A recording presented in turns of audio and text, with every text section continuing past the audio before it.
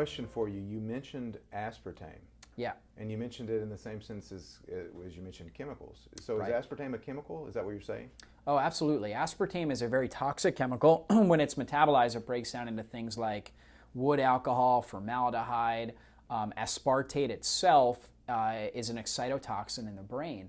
So it is a chemical derivative. In fact, I don't know the whole story, but I heard it was actually developed as a military weapon. And so I'm not the expert on that, but that's what I heard. However, it just really has deleterious effects in the body. It's been linked to several different forms of cancer, and it's definitely something we want to avoid.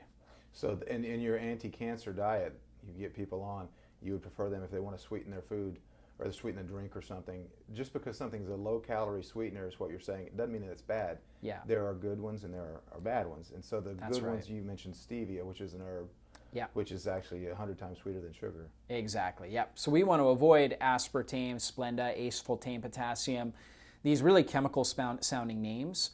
And we want to use like pure leaf stevia, okay? So stevia, minimally processed form of stevia as possible, and perhaps xylitol. Now we do want to avoid highly processed forms of stevia, particularly, there's certain brands out there that combine stevia with things like GMO erythritol, which is a sugar alcohol that comes from corn, right? And oftentimes there's combinations where it's a genetically modified form of corn to produce this erythritol. That would clearly be something we'd want to avoid. Yeah, anti-cancer diet, we definitely have got to avoid chemicals, GMOs, as much as possible, because those things will just cause these inflammatory reactions that lead to cancer development in our body. Okay. So you mentioned highly processed. Yeah.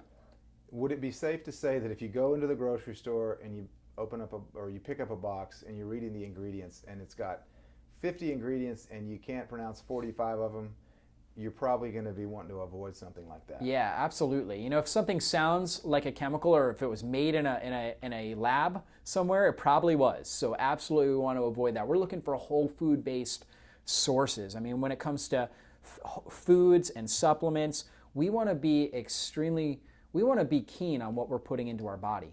Just like somebody who values, let's say, their automobile, they're going to be keen on what kind of oil gets put in there, what kind of fuel gets put in there. It's the same thing with our body. We want to know exactly what's going in there. So for myself, I don't eat anything that I don't know exactly is what the ingredients are that's actually going into that. And if it's not something that's natural, I'm going to avoid it. Good rule of thumb. Yeah. If it ain't natural, don't eat it. I can't say that I developed that. I like it. There's a lot more smarter people than me that came up with that. But yeah, it's a good slogan we should all have.